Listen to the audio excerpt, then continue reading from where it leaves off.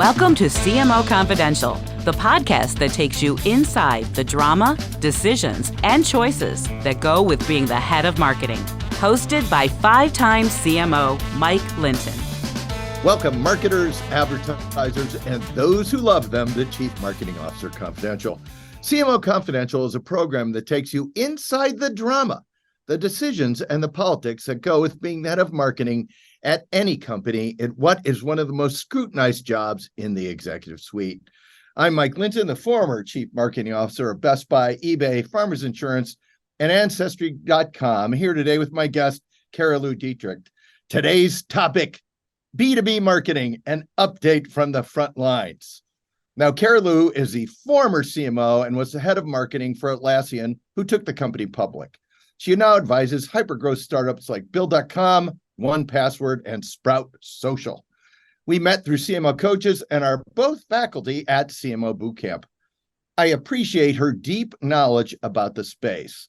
This is her third time on the show, and we are taking advantage of the fact that she has just been to several B2B conferences. Welcome, Carilu.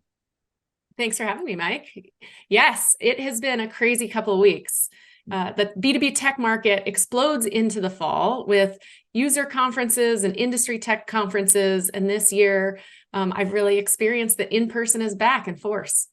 Excellent. So let's get right into it. In addition to AI, which of course we will cover, what are you hearing from the front lines of B2B? We've had a recession. Oh, wait, no, not a recession. High interest rates, quiet quitting, return to office, post-COVID, a massive change in company valuation, and a lot more. What's the temperature out there in B2B land? Well, I've been really lucky because I've been to a couple of different conferences at different scales of companies. So last week I spoke at SaaStr, which is really early stage startups and tech companies where AI is front and center because all of them are trying to figure out if they can be AI first companies, how they incorporate AI into their products, and use AI as well, right? These are cutting edge folks at the beginning of company founding and entrepreneurship. I spoke at that conference on stage with the recent CMO of Zoom, the CMO of Okta, and the CMO of Datadog, who are large public companies. Databricks was speaking with me, and Datadog was there. I met with him as well, Alex. And I've met with this week, I was at Dreamforce with much larger companies. I also met with the CMO of Snowflake and the CMO of Confluent. So I've had my finger on the pulse a little bit of large B2B tech companies and early stage tech companies. And there's two big things that are shaking out of all the conversations. The first is really the economy. No surprise, everyone's feeling squeezed. You know, there's so much focus on how do we do more with less and run even more efficiently. On the public company side, right, valuations have just been decimated as growth companies have been criticized for not being efficient and profitable. And so those that are either public or had wanted to go public are really trying to rejigger the fundamentals of their business for the modern or the current flavor of valuation. But everyone's concerned going into next year that budgets aren't going to increase significantly, but growth really needs to increase. The second thing is AI, which we'll get into. Yeah, we're going to hold AI because we're going to just drill down on AI because we have to talk about AI in almost every single show because it's such a hype topic, a hot topic too. So let's dig in a little bit on this revaluing of companies. This shift from growth at all costs to profitability, it puts an awful lot of pressure, not only on the business, but also on the marketer in the middle of this. Tell me what's going on if you're sitting in the marketing seat here in these B2B companies, because suddenly, I mean, you're looking at like Instacart going out at like 20% of what they were just a couple of years ago. And you've got all this pressure. The marketer's in the center of a lot of that pressure. Tell me what you're seeing there. It's tough times, right? I mean, there is no easy button. And I think this is where we go back to the old saying that's there for a reason. When the going gets tough, the tough get going. Because when there were higher valuations, money was kind of pouring into a lot of companies, especially hot B2B companies, and we could experiment with a lot of new types of marketing. There was less diligence around some of the metrics and proof points, and now that has entirely flipped. So, well, and you could buy growth. You could just run out and buy growth at, even if it wasn't that profitable of growth, because you were super rewarded for it. Or at least that was my take on a lot of it. You could buy growth, but I'll say that the economy was just different. Growth came to you, right? I mean, there's like a bunch of reps who've spent this last 5 years taking orders and not working for them. And I think that, there's a lot of cynicism from kind of a more seasoned crowd, that there's like an entitlement wave that's taken place where people like got good jobs, made lots of money, had a budget, didn't have that much pressure on them. Sales came in because people wanted to buy. I mean, the real issue in the economy right now is that everyone's squeezed. So buyers aren't buying.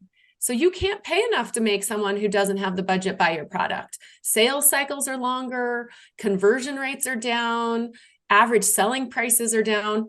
All of the fundamentals that previously could have had, also good marketing convert to, great revenue outcomes. Just, it's not working all the way through the funnel. So you're right. People both can't buy their growth, but they're also not getting the organic and inbound growth. That's what really propels hyper growth companies. So before we dig into what this means for sales and marketing, is the growth actually there? Or are we seeing a really true contraction in some of the business? Because one of the things, you can be chasing growth and you can get it maybe with lower pricing or more aggressiveness. You can't just sit by the pool and take orders. But if the growth isn't there, you got a totally different issue. Tell our listeners where you think the B2B business is. I know it's not universal, but in terms of, is the growth really still available or not? And what's your take? Well, there's a big filtering exercise going on right now where products that are meaningfully impactful and give you measurable benefit will still be bought. And those that were nice to haves are not being bought. And we're going to see a big shakeout of companies here. Publicly, we saw valuations readjusted. But privately, the shoe hasn't fallen. Hasn't happened yet privately. That's being carried on the books. And that's because, investors don't want to write down their portfolio and take a lower, percentage off the top.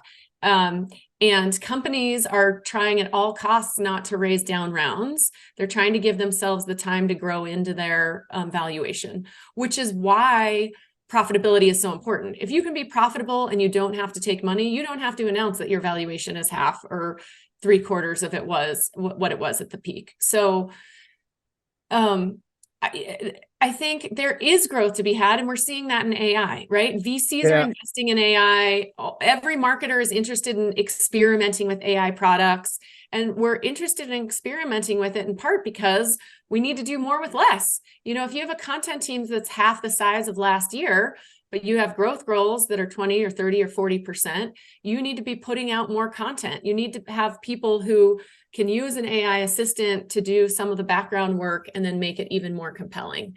Let me go back 1 second on something you just said, which is the nice to haves aren't getting funded. Can you tell me an industry that is kind of in a nice to have space versus, we know AI and some other things are in a must have space, but any nice to have where you say this industry isn't well positioned? I mean, one category which I've worked in most of my life is collaboration. Collaboration is really important, how people all get together and work on things. Yeah. And that collaboration can be verticalized or horizontal, right? So like I heard someone recently, a product that was selling to CFOs around getting better visibility and collaborating around some more of the numbers. And CFOs especially are, the tightest walleted. And they're like, I can do this with my Excel spreadsheet for another 1.5 years until we've got a little bit more flexibility. So I think industries where there's just incremental gain, or the gain is kind of spread across beneficial, I don't know this for sure, but I also kind of sense that a number of like benefits companies and HR, when we were trying to lure every hipster with personalized coaching and high potential activities and deep training and experiential retreats for the, executives, like a lot of that is out of tune. Some companies are going through second round layoffs. And so, anything that was kind of a nice to have, like needs to be replaced right now with things that drive real ROI, or solve a problem or give you a better chance of winning. Ideally in some measurable way. Let's say brand advertising. And when brand advertising is one of those that's getting hit, right? Yeah, we're going to talk about this in a second. But when you went through that thing, I just felt like I won the HR bingo game. When you went through all the stuff that's being cut back.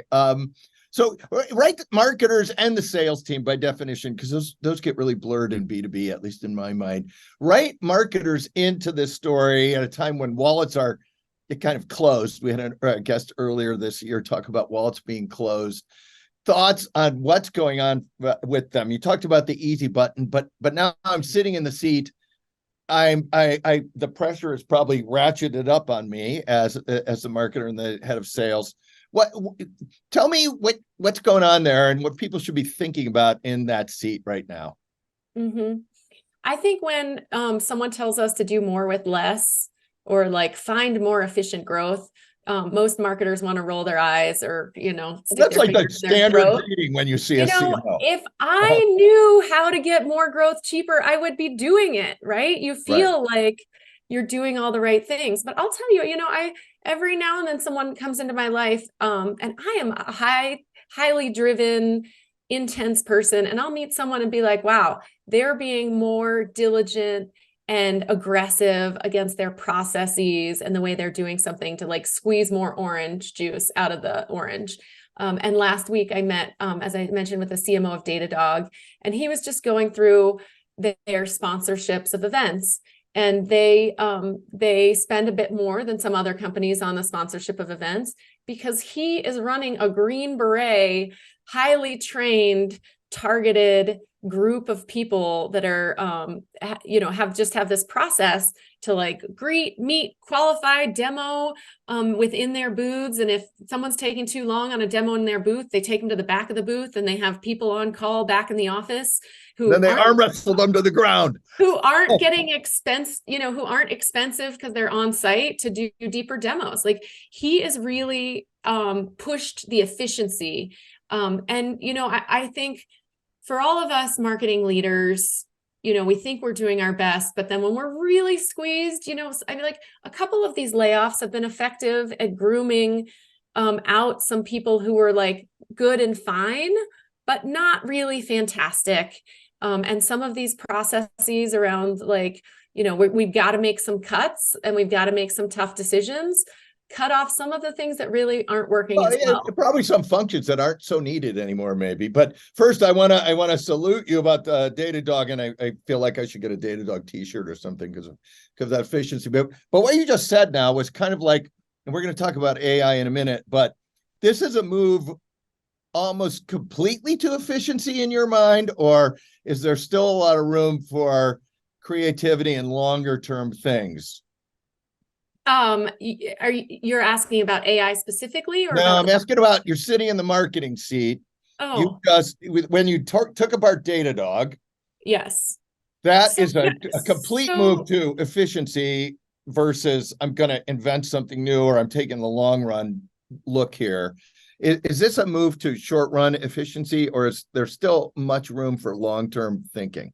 I mean, the strategic CMO needs to be thinking about both, right? One of the reasons you drive so much efficiency is to try to leave yourself some innovation budget to keep expanding new channels, new opportunities, new technologies, because, I'm talking to several CEOs right now about their 2024 planning. And a lot of that is thinking about who are we going to try to be in 2025? And what do we need to do this coming year to lay the groundwork for that? So no, I think bright CMOs are also working on innovation plays. And especially because in some cases, and I think we've all been through phases of this, you start to flatline some of your you see diminishing marginal returns, right? Like SEO is one of those, SEO or SEM. In search engine marketing and search engine optimization, it's really the engine of a lot of hypergrowth companies. But there becomes some point where you've kind of started to saturate your aware market, and you need to do more awareness. And that's where like wider awareness brand campaigns come in. And they're not in vogue when you can't directly measure the uplift, because maybe you're not spending enough, or Right. don't have statistically significant data. But it's this constant cycle of make things more efficient and then reach more people and expand what you stand for in the market and your vision and your products. So the danger there, and I think I've witnessed this personally, is you get towards the efficient frontier on certain mathematical marketing you can do, particularly if you can see the whole market in your space. When you hit that efficient frontier, there's not that many gains. I mean, there's always some efficiency, but there's not like stepwise gains. And that's where you have to really think through the new thing. And this kind of brings me into the AI chat, which is, all right, let's talk about the topic of the year. You've been at all these conferences, everyone is talking about AI. And you were just at Dreamforce. What are you hearing? So AI, I do believe, is one of the most momentous technology leaps forward that we've seen. I've lived through a couple of them. I was a salesperson for the internet in 2099, and that, how much we thought the internet was going to change the world, and how ironic that there's still digital transformation happening with paper processes going online 23 years later. But even more telling for me was the mobile shift, right? Like if we'd go back to one of the top tech company or tech conferences, there was this joke about it being the year of mobile. Every year this is going to be the year of mobile. Yes, and it was like an 8-year period that was the year of mobile, until one year we all realized that last year had actually been the year of mobile, because there were all these obstacles, right? The internet, the sophistication of the hardware was an obstacle. The speed of the mobile internet was an obstacle. Storage was an obstacle. And as we started to see many of those things come together, mobile became ubiquitous. And so where we are in AI is, we've come to a place where the data is good enough and the algorithms are smart enough to seem very useful and paint this future that, many people have been painting this AI future for 5, 10, and 20 years, right? I mean, I was advising an AI company 3 or 4 years ago that was just having trouble getting anyone to pay attention to them because it seemed too futuristic. But with the explosion of ChatGPT and the usability for the average person on generative AI and visual AI, it's here now. But I do think there's these big obstacles, like with mobile. There's the obstacles of security and trust. You don't want to share all your private corporate data with an algorithm that's going to sell it to all of the other companies. There's the issue of hallucinations, which Mark Benioff last week called lies. If AI is untrustworthy and lying about data, you can't trust it and put it in front of your own clients. And then there's just new ways of working and kind of the transformational change. One of the topics at one of the conferences was whether inside sales would exist in the future, or if marketing could qualify leads and AI bots could engage with them initially and send them the right things in the right order, smarter than an inside salesperson, until it really got to a human need later in kind of the more sophisticated sales process. So I think that it's going to be a fascinating coming, 5, 8, or 10 Where do you years. think this gets its most traction to start here? Like when you look at B2B and its adoption of this, where is this a year from now, where will AI have the most traction? I personally just think on the content and design teams. I used to fight with my design teams because they'd want to reimagine things for each new campaign. And I'd be like, we have a brand guideline. Just give me something fast and effective. And we would struggle with this conflict between where is their time high impact and where is their time low impact, and what do they like to do? Especially when you have a lot of content. A lot of content, a lot of ads, a lot of blogs. None of the designers at Oracle loved Oracle's advertising style with our red bar because it was boring to produce and didn't challenge their creativity. So, I think in the content generating AI and the visual design AI, those will really kind of unlock new levels of productivity from our marketing teams. And then there's a ton of other things, right? Like definitely in the experience funnel. Like if we can understand who a person is better and give them the right thing at the right time, like we've been trying through so many manual models as marketers a million to do that. And a million chat bots try to give you the right thing at the right time and very, very rarely succeed. Yes, right? If AI could fix search, I would like AI to fix LinkedIn search. When I mistype someone's name by one letter, they have no idea who I'm looking for. They don't know that I'm only looking for CMOs of tech companies that look anything like these names. Like there's so many things that are going to get smarter. But I definitely think understanding our customers, serving them the right content at the right time in a really highly personalized way, generating content and visual design that's engaging. I've actually heard that some of the AI, one of my friends who writes a very popular blog with AI is much better at having higher click-through rates on the titles of his blogs than he is even after his 350,000 followers of experience. Wow. All right. So we had a show just recently on where we talked to a VC who said we are in the hype cycle, but he didn't think AI could be overhyped because he's where you are, that he thinks this is a fundamental shift in all of business.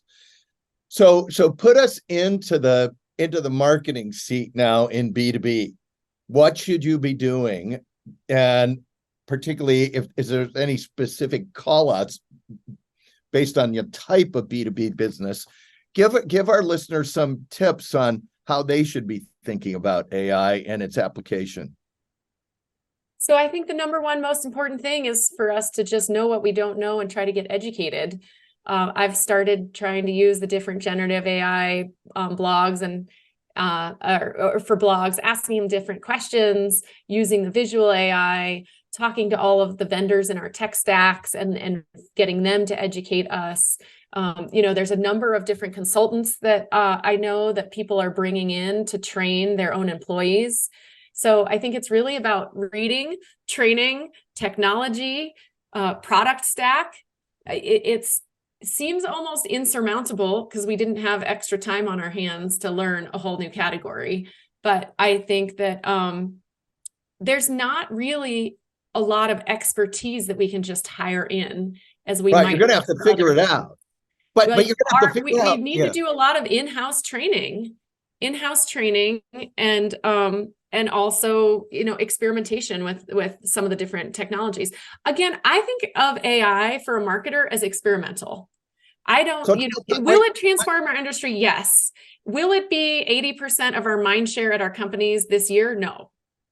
So what experiments should I be moving towards from the marketing and sales seat in your mind? I agree with the learning. I agree with the go get all the stuff you can.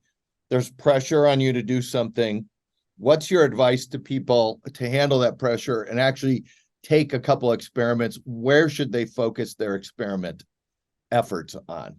So even though I'm the CMO, generally, I find that there's people in my team who are even smarter than me, especially younger folks. Don't even say that out loud.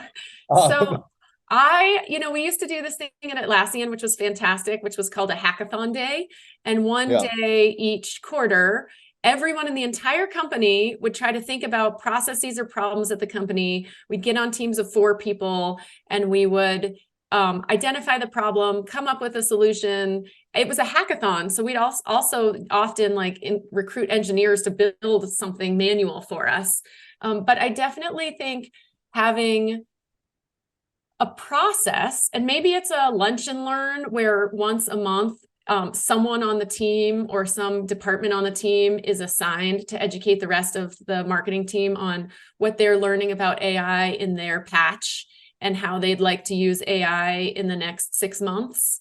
I talked to my sister yesterday at Target, and they've just brought in this efficiency executive to kind of go and think about the company and the efficiency. You know, in the equivalent of, for me, would be to find a couple people on my marketing team that were the most passionate and give them some budget to go find and educate our marketing team.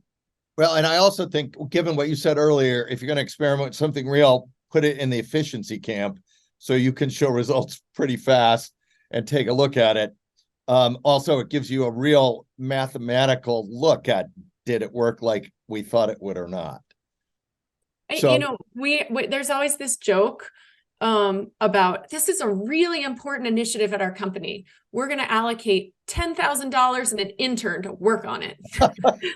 The slide of the desk intern job. We would always joke about that. So, I mean, I think the secret is, if you're a CMO who thinks AI is going to be important, and there's 2 or 3 ways it's important, right? One way is it important for your team to be efficient? Yes, right? Are all of the marketing tools going to have AI built into them? You know, most of the top ones already do. Right. In the app landscape, in the B2B tech landscape, 65 to 70% of companies will have launched AI in their products by the end of the year. So almost every product you work with will have some AI in it, whether it's visible or hidden to you. As a CMO of a tech company, we also really care about how do our products use AI and make our customers' lives easier and more efficient by using AI. And so there's for B2B marketers, there's the double, like, can we use it inside our company and do we know enough to talk about it? Which is super important to inform, are we doing enough on the product roadmap? Do we have enough invested? Have we hired bright enough people? Are we thinking about these risks of ethics and privacy? And are we painting a strong enough vision that's differentiating us in the market? Okay, let's close off AI and say you were just at all these conferences.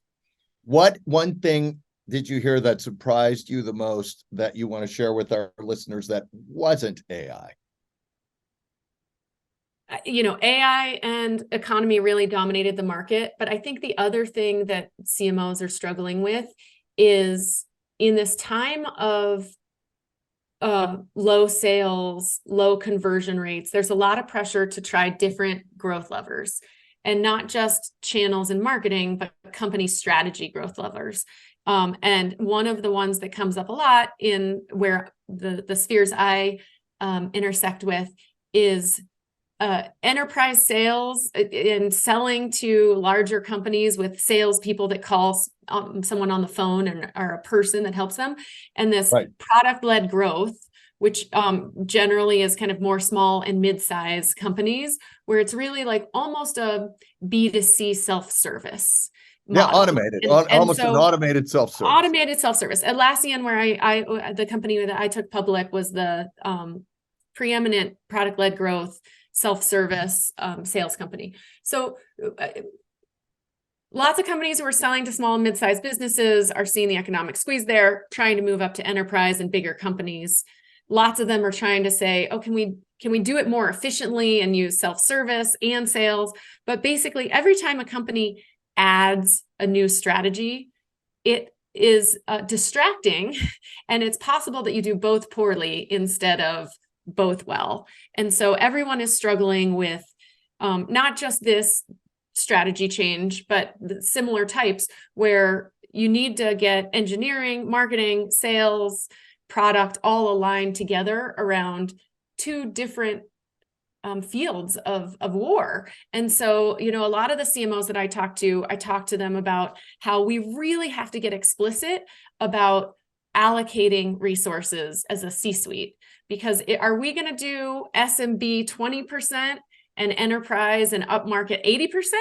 Or are they going to be 50-50? Or are they swapped? I think this is super important, especially given the efficiency and the wallets closed concept we talked about earlier, which is the fight, if you have multiple strategies, is always going to be about resources, time, and priority. And if you don't have rules on that, every single issue is a conflict. So it's in my mind, really important to set rules. What should our listeners, because we're running towards the end of the show, what should our listeners be thinking about that we haven't talked about so far? Anything you want to add? The thing that surprised me in the last couple of weeks of traveling is, again, how meaningful in person is. We've spent a long time online being pretty effective through this COVID and post-COVID period, but getting to be in person with people and have different conversations that are more fruitful. It's not a surprise to anyone who's been in sales or, really valued their in-person time, but I think I've been under prioritizing it. And a number of CMOs I talk to are moving towards more and more back in the office time. And a number of companies that are kind of developer or self-service companies are moving back towards field events and executive dinners and community meetups. So I think we're really entering this post-COVID period where we've seen some of the advantages and efficiencies of online, but we're remembering how meaningful the personal connections really are to selling and growing an opportunity. I love this. In the age of AI, personal connection is more important than ever. Any last thoughts for our listeners before we close the show? Yeah, I would just say that times are tough. I think it's going to be a difficult 12 or possibly 18 months. And, we don't have the thrill of the unexpected big returns on our stock. And it's not easy, but I would say that some of these difficult periods are where I've formed some of my greatest relationships and really had some of my greatest career opportunities on the other side. So I think growth hides a lot of inefficiency, and pressure can sometimes make diamonds. So we are hoping that all of us become, better marketers and better people and get through this with positive relationships instead of just kind of frustration and grind. I agree with this. And one of my mantras has been, in a down market, good companies take share. Mm-hmm. So thank you, Carilu, and thanks everyone for listening to CMO Confidential. Look for more of our shows on Evergreen, Spotify, Apple, and YouTube, which include an operations-trained CEO dishes on what he really thinks about marketing. A B-School professor talks about brand value measures and the metaverse. A primer on the marketing CFO, and a 360-degree look at the CMO interview. Hey, all you marketers, stay safe out there. This is Mike Linton signing off for CMO Confidential. Today's episode of CMO Confidential is brought to you by CMOcoaches.com. Are you a current or aspiring chief marketing officer looking to take your career to the next level? You should work with a CMO coach. CMO coaches are former CMOs who are nationally certified coaches. So whether you want to improve your leadership skills, develop your team, or drive better business results, we have the experience and expertise to help you succeed. To learn more, visit us at CMOcoaches.com.